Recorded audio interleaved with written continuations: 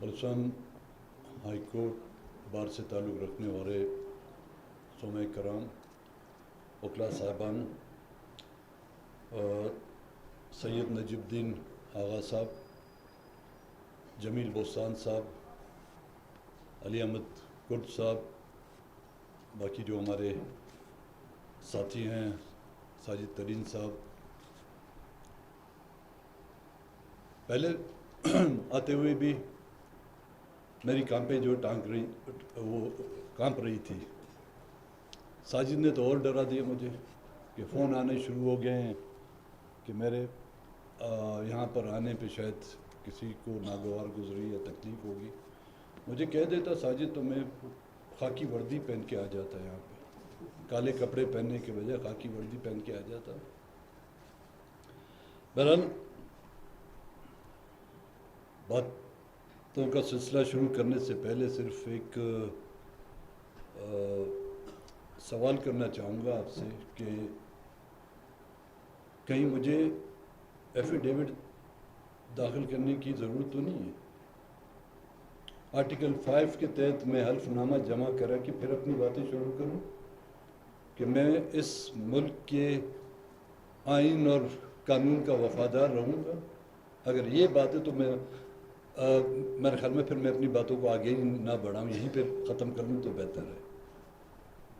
ستم ظریفی ہے یہ کہ ایک شہری سے بھی یہ حلف لیا جائے، ہاں کسی سڑک کے کنارے یا کسی سڑک پر کھڑے ہوئے وردی میں ملوث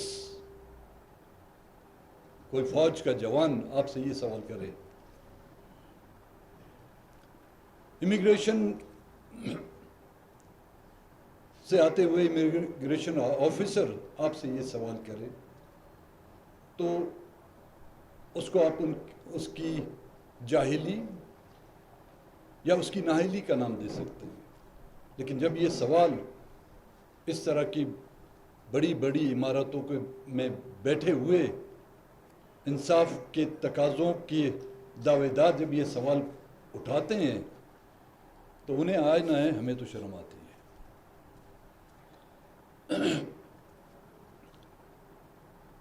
آپ لوگ سے بھی ڈر لگتا ہے مجھے بات کرتے ہوئے. اتنی موٹی موٹی آئین کی اور قانون کی کتابیں جو آپ سب نے پڑھی بھی ہوں گی، اس پر عمل بھی کیا ہوگا ضرور. اور آج آپ کالے کوٹ میں وکیل صاحب بیٹھے ہوئے ہیں، وکلا صاحب، کہیں ایسا نہ ہوگا بھی آپ اگر جج بن گئے تو پھر ہماری کیا درگت بنائیں گے، اس سے خوف لگتا ہے. تو الفاظوں کا چناؤ کرتے ہوئے میں احتیاط کروں گا کہ کوئی زیر زبر کا فرق نہ آ جائے. اور ہماری جالوان والوں کی تو اردو تو ماشاءاللہ ایسی ہے کہ اس میں زیر زبر تو اپنی جگہ پر الفابیٹ بھی ہمارے صحیح نہیں اترتے. جس طرح کے معزز ساتھی نے مجھے یہاں پر ڈائس پہ بلاتے ہوئے کچھ سوالات سامنے رکھے، ملکی حالات، صوبے کے حالات، واقعتاً میں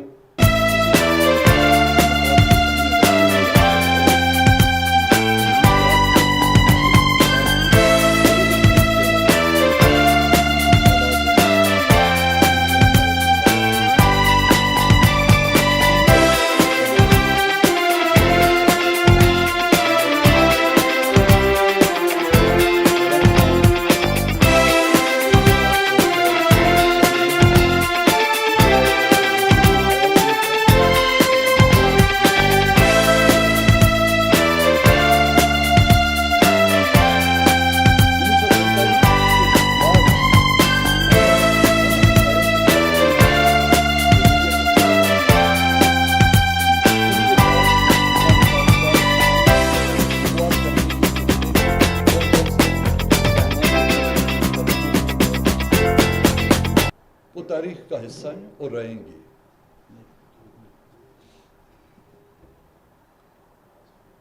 اسی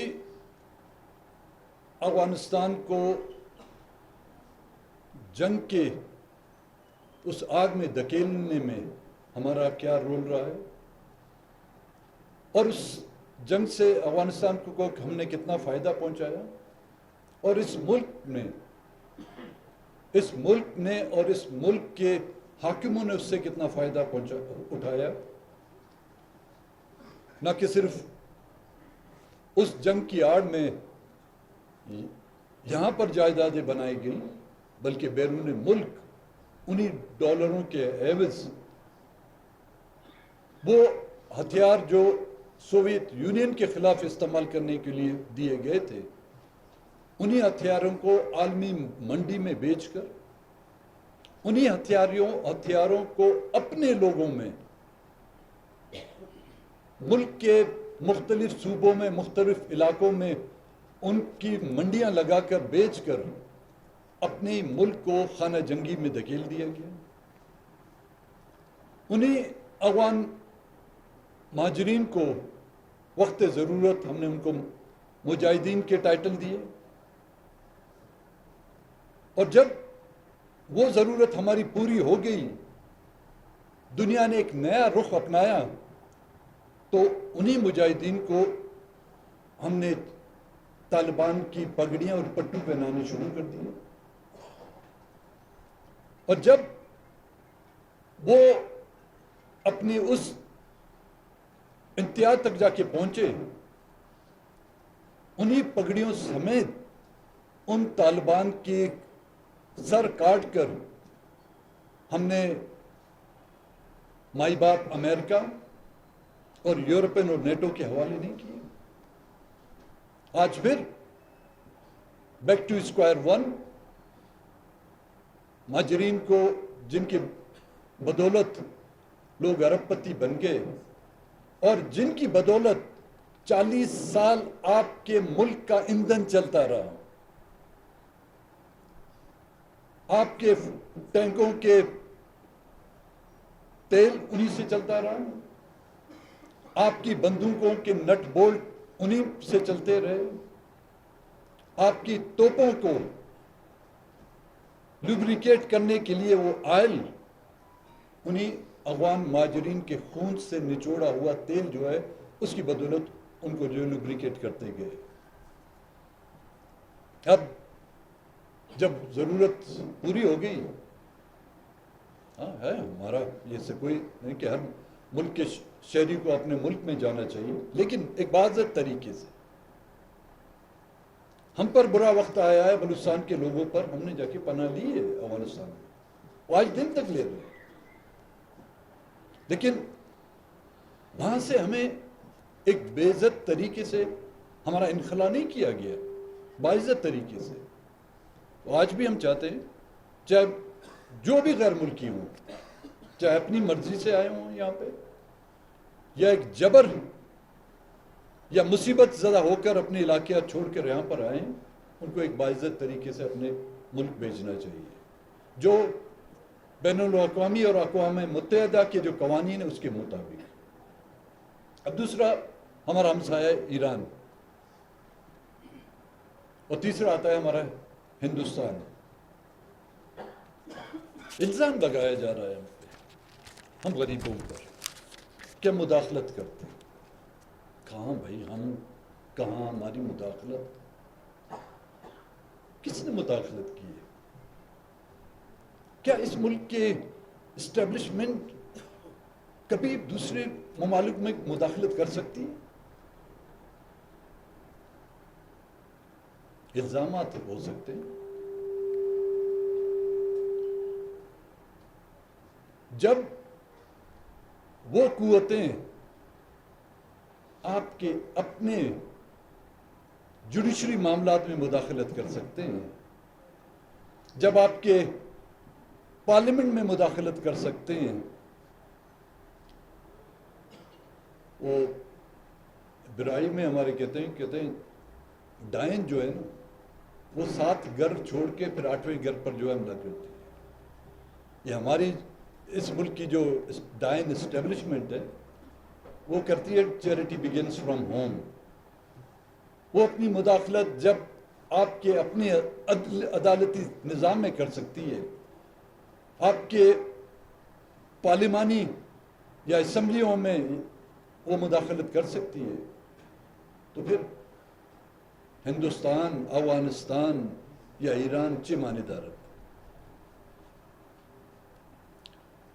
ہندوستان کے ساتھ معاملات اس حد تک پہنچ چکے ہیں، سنا ہے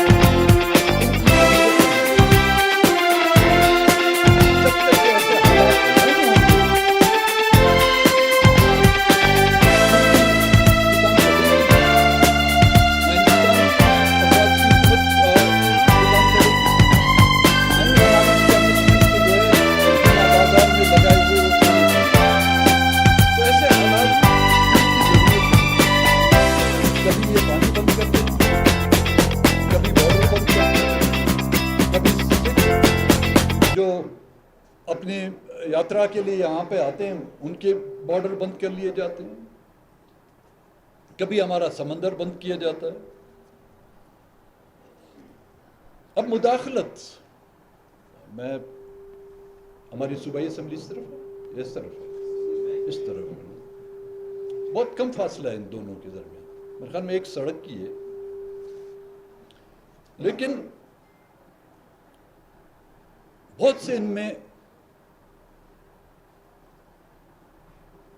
مثالیں ہیں جو قدر مشترک ہیں، جو ایک دوسرے سے مطابقت رکھتے ہیں۔ دونوں کے فیصلے ہوتے کہیں اور ہیں، لیکن سنائے ان عمارتوں میں جاتے ہیں، ان بلڈنگوں میں جاتے ہیں۔ دونوں کے فیصلے لکھے کہیں اور جاتے ہیں، لیکن پڑھے اور رٹے ان عمارتوں میں جاتے ہیں۔ اب تک تو سنا ہے کہ یہاں کے ٹائپ رائٹر بھی استعمال نہیں ہوتے، اگر میں غلط نہ ہوں، صرف قلم کی وہ سیاہی استعمال کی جاتی ہے جس سے نہ کہ صرف عہدوں کے چہرے سیاہ کر لیے جاتے ہیں، بلکہ شخصیاتوں کے چہرے بھی اسی سیاہی سے، قلم کی سیاہی سے جو ہے رنگے جاتے ہیں، اور جس سے جو ہے نا لوگ ان سیاہی کو اپنے لیے تمغہ جرت اور تمغہ امتیاز کا نام لے کر اپنے سینوں پر اور اپنے پیشانیوں پر سجائے رکھتے ہیں۔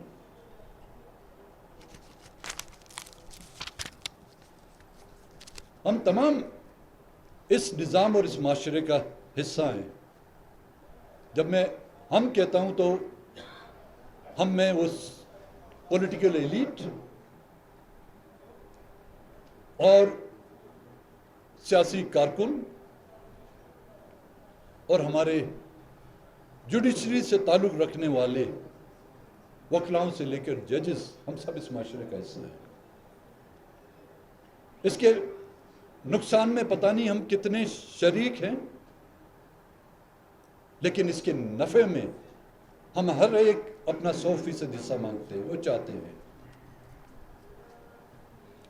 اور جب کوئی اچھا کارنامہ یا اچھا فیصلہ یا کوئی اچھی قانون سازی کی جاتی ہے تو ہم سینہ تان کر کہتے ہیں کہ جی یہ ہماری اسمبلی ہے، یہ ہماری اسمبلی نے یہ قانون پاس کیا۔ اور اسی طرح کے فیصلے اگر کرسی پر بیٹھے ہوئے کسی جج کی طرف سے کیے جاتے ہیں تو ججوں کے ساتھ ساتھ، معذرت کے ساتھ، ہمارے وکلا بھی سینہ تان کر کہتے ہیں کہ دیکھیں عدلیہ کتنی آزاد ہے۔ وہ آزادی کا آپ کو پتہ ہے، ہمیں پتہ ہے کہ عدلیہ کتنی آزاد ہے، اور یہاں پر پارلیمنٹ اور کتنی آزاد ہے اور جمہوریت کتنی آزاد ہے. سیاسی کارکن، ایک سیاسی کارکن جب وہ سڑکوں پر یا کھمبوں پر جھنڈے لگانا شروع کرتا ہے، وہاں سے لے کر ایک کونسلر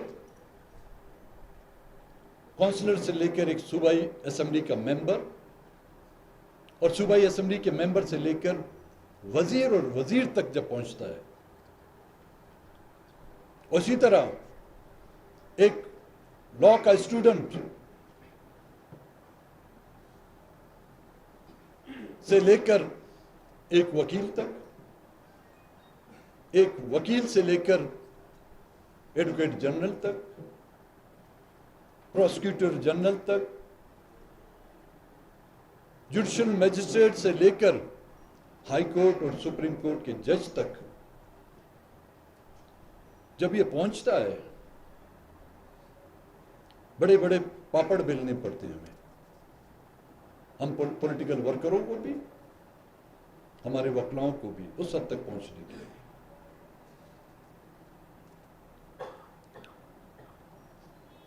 میری باتوں سے کوئی کنٹمپٹ آف کورٹ تو نہیں ہوگا؟ آواز وہاں تک جا رہی نہیں جا رہی؟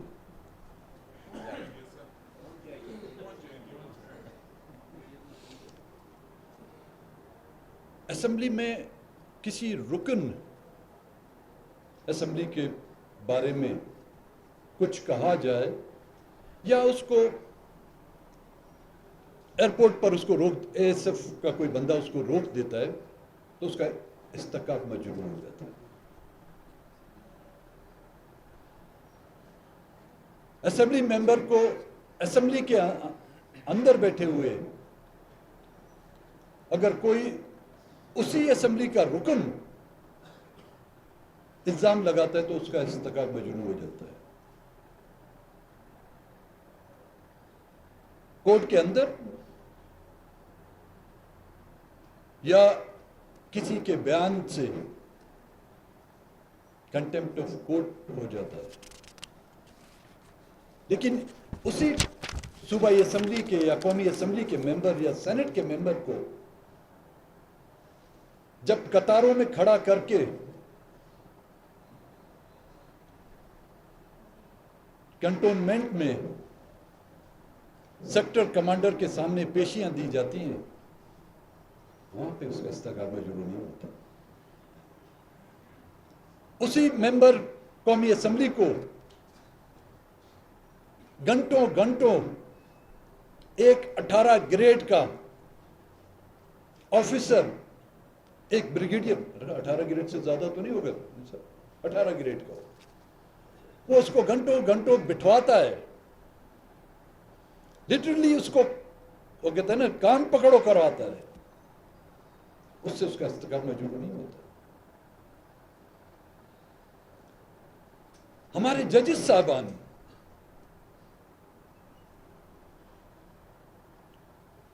ہمارے بیانات پر شاید وہ کنٹمپٹ آف کورٹ ہوتا ہے، لیکن کسی اور کے لکھے ہوئے فیصلوں کو سناتے ہوئے وہ کنٹمپٹ آف کورٹ نہیں ہوتا. کیا contempt of court is it above the law? Is it above the constitution? چاہے پارلیمنٹ ہو، چاہے جمہوریت ہو، چاہے عدلیہ ہو، ہم سب تابع ہیں اس آئین کے.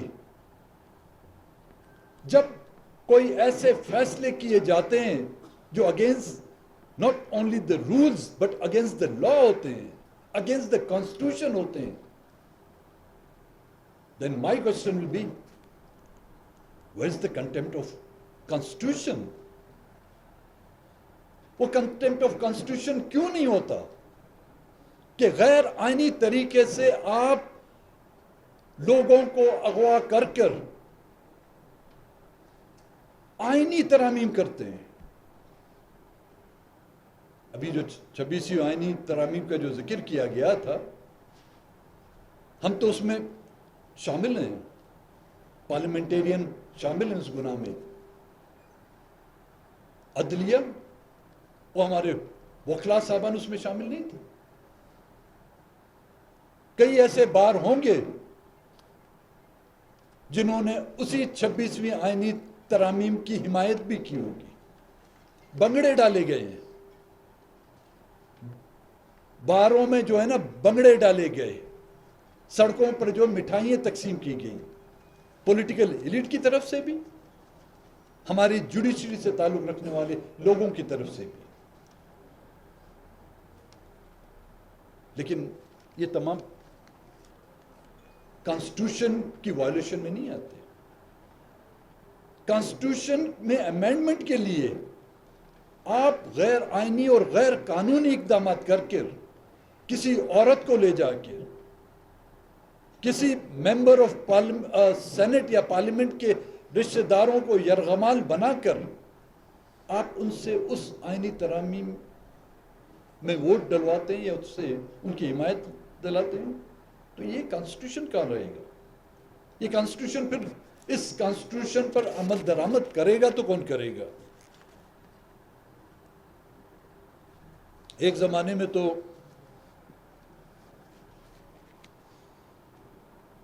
سیکٹر کمانڈر کو ہیڈ ماسٹر کہتے تھے. آپ لوگ پتہ نہیں کیا، ہمارے جو پولیٹیکل ایلیٹ ہے، جو ہمارے ممبران ہیں پارلیمنٹ میں ہوتے تھے، اس کو ہیڈ ماسٹر کہتے تھے. آج کل وہ ترقی کر گیا ہے، اب باس بن گیا.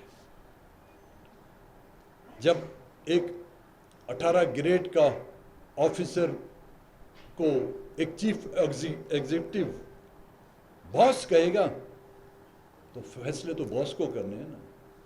چیف ایگزیکٹو صرف ایک ربڑ کی مور لگی ہوئی ہے، وہ ربڑ کی مور کسی وہ ربڑ وہ نہیں کہ جو ڈائریکٹ بن کیا ہے، وہ ریسائیکل کیا ہوا ربڑ ہے. کوئی کچرے، کسی ربڑ کا ٹکڑا، کسی جوتے کا ٹکڑا، ان سب کو ملا کے جب ریسائیکل کیا جاتا ہے پھر وہ ربڑ اسٹیمپیں بنتی ہیں. تو اس طرح کی ربڑ اسٹیمپ سے جب فیصلے کیے جائیں گے تو اس میں ہمارا اور آپ کا ترقی ہو رہی ہے ماشاءاللہ ملک میں، اور ترقی کی منزلوں کو جو ہے نا ہم روز بروز عبور کرتے جا رہے ہیں.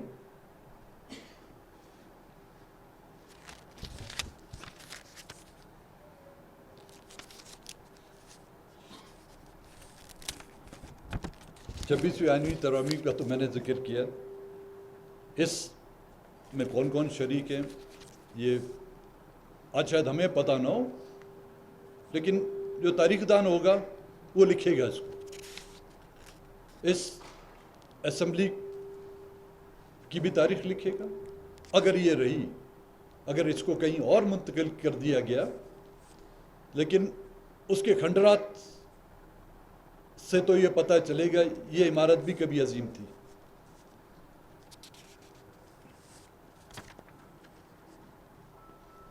ریسنٹلی جو اس عمارت سے مائنز اینڈ منرل ایکٹ پاس کیا گیا، دیکھیں 18ویں ترامیم جو 18ویں ترمیم لائی گئی تھی، I believe 2009 تھا، 2010 تھا. ہم اس سے مطمئن نہیں تھے. میں اگر آپ ریکارڈ میں دیکھیں تو میں نے اس وقت بھی کہا تھا کہ یہ ایک لالی پاپ ہے. اب وہ لالی پاپ بھی ریاست کو جو گوارا نہیں ہوتا کہ وہ صوبوں کے پاس رہے.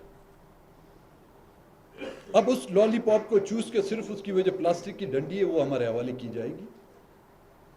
اس کے تمام وہ کمپوننٹس 18ویں ترمیم کی وہ نکال دیے جا رہے ہیں، کبھی 26ویں آئینی ترامیم کی شکل میں، کبھی مائنز اینڈ منرل ایکٹ کے ذریعے سے، اور اس طرح کی اور بھی.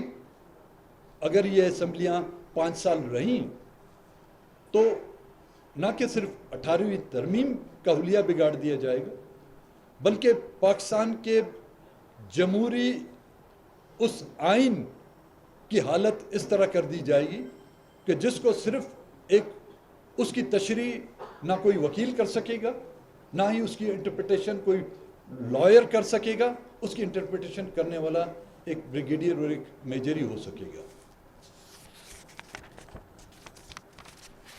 مسائل کیا ہیں بلوچستان میں؟ آج دن تک کیا ہم نے اس باریک بینیوں میں ہم گئے کہ بلوچستان کے لوگ کیا چاہتے ہیں؟ بلوچستان کے مسئلے کو حل کرنے کے لیے کیا کبھی کسی نے انہی اسمبلیوں میں، چاہے وہ پروونشل اسمبلی ہوں، نیشنل اسمبلی ہوں، سینٹ میں ہوں، صرف ایک دن مقرر کیا گیا ہو کہ جی آئیں بیٹھیں اس پہ ڈیبیٹ کریں کہ مسئلہ ہے کیا؟ 2019 میں 2018 میں جب الیکشن ہوئے، 2019 میں ہم پی ٹی آئی کے ساتھ اتحادی تھے، تو وہاں پر ہم ایک قرارداد لے آئی اور اس کو پھر کنورٹ کیا ایک بل کی شکل میں کہ بلوچستان کے مسئلے کو حل کرنے کے لیے تمام پارلیمانی پارٹیاں، ان کے سربراہان وہ بلوچستان کا دورہ کریں، کوئٹہ آئیں، یہاں پہ باہر سے آ کے ان اراکین سے ملیں، وکلا برادری سے ملیں، جوڈیشری سے تعلق رکھنے والے ان عہدوں پر بیٹھے ان سے ملیں، پولیٹیکل پارٹیوں سے ملیں، ٹریڈ یونین سے ملیں، چیمبر آف کامرس سے ملیں، اسٹوڈنٹس سے ملیں، جو ہمارے ادارے ہیں، بلوچستان یونیورسٹی ہے، بولان میڈیکل کالج ہے، یونیورسٹی جو اس کا نام تبدیل کر دیا گیا، ان سے جا کے ملے، تمام طبقہ فکر کے لوگوں سے ملے، اور نہ کہ صرف کوئٹہ میں بلکہ ہر ڈویژنل ہیڈ کوارٹر میں جا کے لوگوں سے ان کا آؤٹ پٹ لیں، پھر آپ کو پتہ چلے گا کہ بلوچستان کے مسائل کا ذمہ دار کون ہے۔ اگر کنکلوژن یہ آتی ہے کہ یہاں کے تمام مسائل کا ذمہ دار جو ہے یہاں کے قوم پرست ہیں، بالکل ان کو سزا دی جائے۔ اگر ریاستی ادارے ہیں، ان کو سزا تو مشکل، کم سے کم ان سے پوچھ گچھ کی جائے، یا ہمارا جو عدلیہ کا نظام ہے وہ اس کا ذمہ دار ہے، ان سے پوچھ گچھ کی جائے۔ ان کو تو پیشی تو نہیں دی سکے، کم سے کم ان سے ان کے چیمبر میں جا کے ملاقات کی جا سکتی ہے، لیکن اس کی ایک سنوائی تک نہیں ہوئی۔ قابل احترام ہے آپ ہمارے لیے، میں یہ سوال کرنے کا حق رکھتا ہوں کہ ہزاروں کی تعداد میں جو مسنگ پرسنس ہیں، یہ عمارت پر اربوں روپے خرچ کیوں کیے گئے ہیں؟ اس لیے کہ ہم ان کی ایئر کنڈیشنوں میں جو ہے ہم ٹھنڈک محسوس کریں، یا سردیوں کی یک بختہ ہواؤں میں اس بلڈنگ کے ہیٹروں سے جو ہے نا ہم اپنے جسم کو تپش دیں۔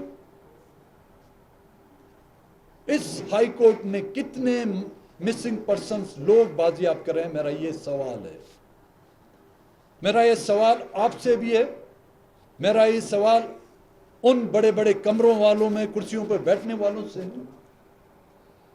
میرا اس سوال کے ساتھ ساتھ ایک اور سوال ہے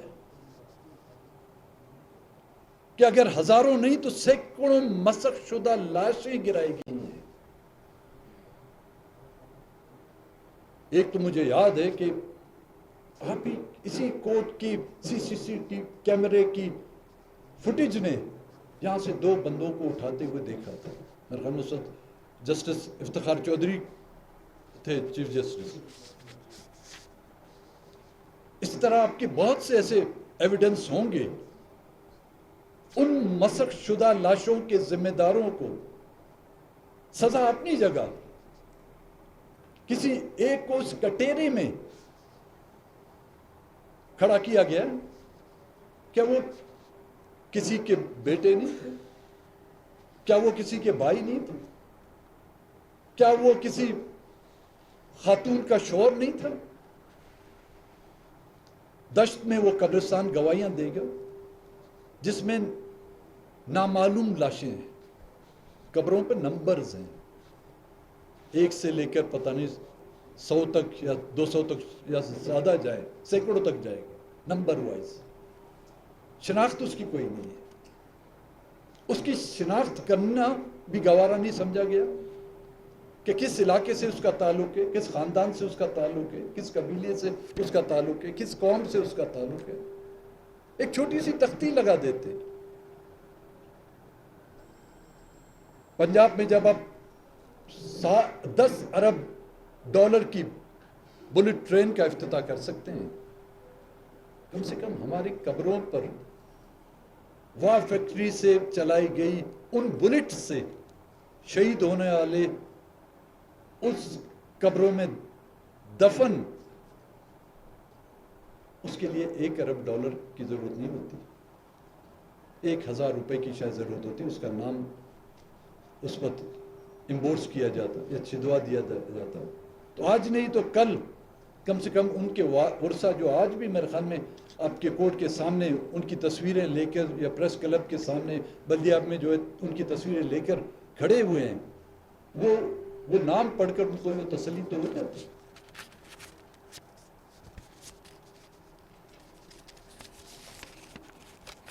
کتنی الیکشن کی جو پٹیشن ہیں وہاں پہ دائر کی گئی اور ان کے فیصلے فارم 45 کے تحت کیے گئے, فارم 47 نہیں.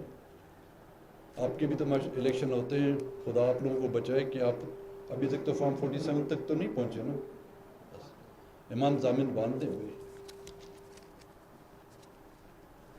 فارم 47 کے جو یہاں پر پٹیشنیں داخل کی گئیں, ان کا نتیجہ کیا نکلا؟ کوئی ایک مجھے فیصلہ بتائیں کہ یہ فیصلہ جو ہے میرٹ پہ کیا گیا ہے.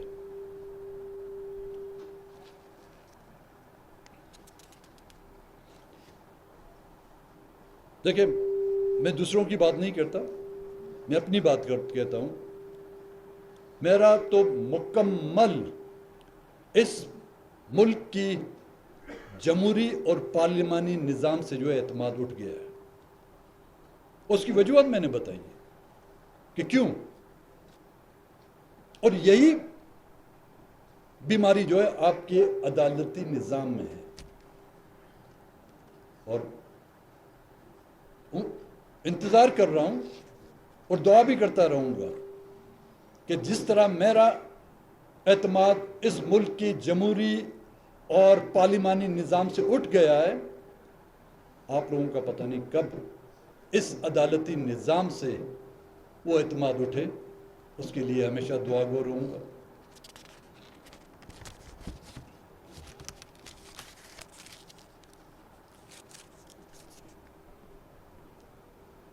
پہلے زمانے میں کھیتوں میں جو ہے نا کووں سے بچانے کے لیے کھیتوں کی فصلوں کو چند کوے لٹکا دیے جاتے تھے. مطلب آپ لوگ سمجھتے ہیں, اس کھیتوں کی فصلوں کے لیے ان کووں کو لٹکایا دیا جاتا تھا تو وہ باقی جو اناج چکنے آتے تھے کوے, ان لٹکے ہوئے کووں کی لاشیں دیکھ کر وہ بھاگ جاتے تھے. جب تک کہ ہم نے یہاں پر اس طرح کے کووں کو لٹکایا نہیں, وہ کوے کوئی اور نہیں, وہ ہمارے سیاستدان ہوں گے, وہ ہمارے فوجی جنرل ہوں گے, اور اگر آپ اجازت دیں تو اس میں آپ کی جوڈیشری کے ججز اور وکلا بھی شامل ہوں گے. پھر جا کے یہ وہ کہتا ہے گاڑی جو ہے نا صحیح سمت یا صحیح پٹڑی پر آئے گی. آخر میں آپ تمام زماء کرام کا شکریہ. اگر کوئی سوال ہو آپ کے ذہن میں, اور یہی کہوں گا, کہتے ہیں کہ where there is no justice there is no peace, where there is no justice there is no peace, and where there is no peace there is no justice. بڑی مہربانی آپ تمام حاضرین کا. میری باتوں سے اگر کسی کی دل آزاری ہوئی ہو تو اس کے لیے معذرت ہوں. کنٹیمپٹ آف کورٹ لگ گیا تو پھر میرا ساتھ دینا آپ, اور کوئی سوال ہے تو میں آپ کے لیے آگے کروں گا.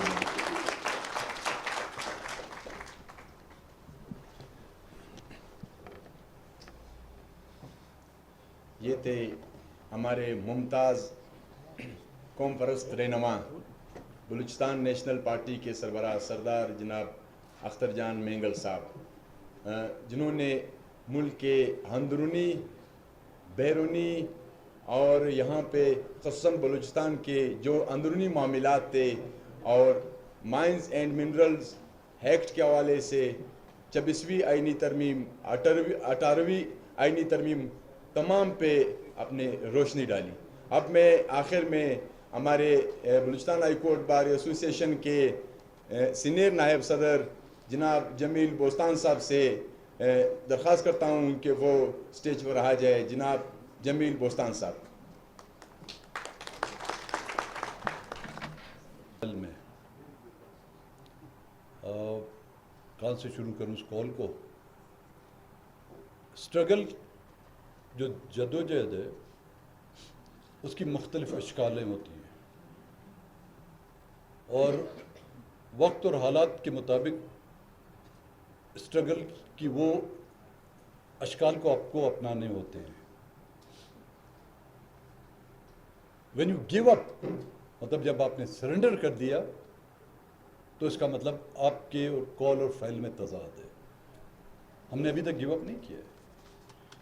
20 دن سے ہم لگ پاس پر ہمیں روکا رکھا. کس نے روکا؟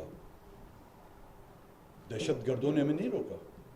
ہاں، دہشت گردوں کے رحم کرم پر ہمیں چھوڑا گیا. جو اٹیمپٹ ہوا تھا، اور ایک مزے کی بات اچھا میرے ذہن میں ہے، ابھی تک علی محمد صاحب وہ خودکش حملہ ہوا ہے، اس کی ابھی تک کوئی انکوائری نہیں ہوئی. فورنسک ٹیسٹ نہیں کیے گئے کہ وہ لاش کس کی تھی. اور اس میں پہلے جب اس طرح کا واقعہ ہوتا ہے، پہلی جو دھماکے کی وہ نوعیت کو دیکھا جاتا ہے کہ جی اس میں کتنا ایکسپلوزو ڈالا گیا. ابھی تک وہ بھی نہیں دیکھا گیا. اور ہم سے آج دن تک کسی نے آ کے پوچھا ہی نہیں. We are the victims. اگر وہ اندر آ جاتا تو آج شاید ہم نہیں ہوتے، ہماری جگہ پر کوئی اور، یا آپ لوگ شاید ہمارے اس میں جو ہے ریفرنس منعقد کیا ہوتا. تو ہم سے بھی آج تک انہوں نے ضلع انتظامیہ، آپ کے اسپیشل برانچ، آپ کی وہ برانچیں، آپ کی وہ جو اس برانچز کے جو تنے ہیں، انہوں نے بھی آج تک پوچھا نہیں کہ بھائی اس بندے کو آپ کے بندوں نے دیکھا، اس کی شکل کیا تھی، اس کا حلیہ کیا تھا، وہ زبان کیا بول رہا تھا. آپ لوگوں کے پاس ان تصویریں ہوں گی، ویڈیوز ہوں گی، یہ تو ایویڈنس ہوتے ہیں. فرسٹ جو واردات ہوتی ہے اس پر آپ ایویڈنس کلیکٹ کرتے ہیں. انہوں نے ابھی تک وہ ایویڈنس کلیکٹ نہیں کیا. تو کہنے کا مطلب یہ تھا کہ 20 دن ہم وہاں پہ رکے رہے دہشت گردوں کے رحم و کرم، اور ہر دوسرے دن ایک نئی دہشت گردوں کی ہمیں تصویر اس کا آئی ڈی کارڈ بھی ہمیں مل جاتا تھا، لیکن وہ پکڑے نہیں جاتے تھے. انتظامیہ ہمیں پہنچا دیتی تھی. اب اس کے بعد کیا ہم خاموش بیٹھے ہیں؟ اس کے بعد جو ریلیاں بلوچستان نیشنل پارٹی نکال رہی ہے، جو جلسے ہو رہے ہیں، اور آج یہاں پر بھی آنے کا مقصد بھی یہی ہے کہ صرف ان کو نہیں سنانا، ہمیں ان کو بھی سنانا ہے. صرف ریاست کو نہیں سنانا، ریاست کے تمام اداروں کو ہمیں سنانا ہے. اور اس کے بعد جلسوں کا سلسلہ جو ہمارا جاری ساری ہے. کچھ ذمہ داری ہم پہ بنتی ہے. کیا آپ حضرات تو کی کوئی ذمہ داریاں نہیں بنتی ہیں؟ ہم اور آپ ان ذمہ داریوں سے بری ذمہ ہیں. آج وہ کہتے ہیں نا، بال جو ہے کس کے کورٹ میں ہے؟ وہ ٹینس والا کورٹ نہیں، یہ جسٹس والا کورٹ ہے. وہ آپ لوگوں کے کورٹ میں ہے.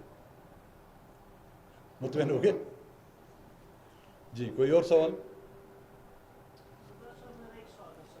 جی جی.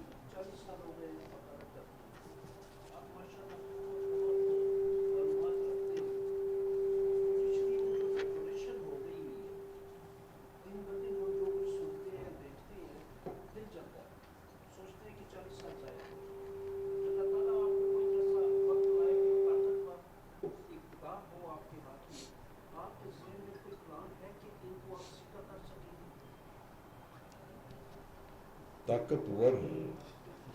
ایک سندھ کی ایک مثال ہے. ایک شخص نے کسی سے پوچھا کہ تمہارا نام کیا؟ تو اس نے کہا اللہ بچایا. کہتے کام کیا کرتے ہو؟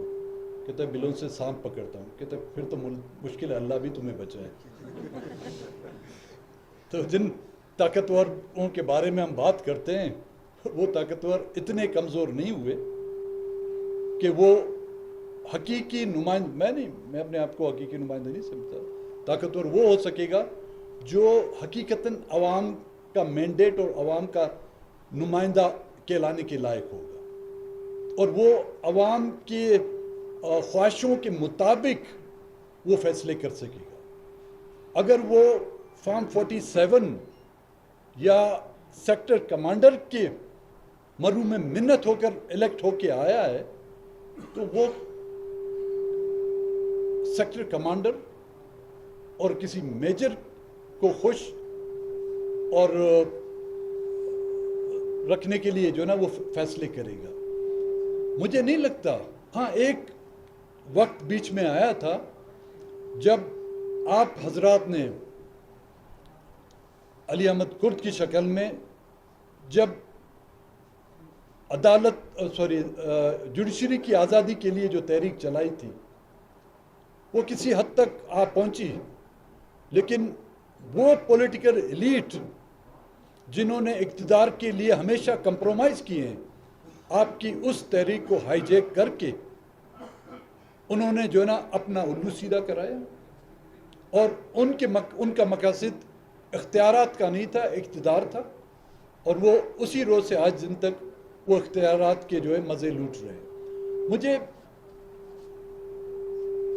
ایسے حالات کے لیے ایک بلڈی ریولوشن کی ضرورت ہوتی ہے.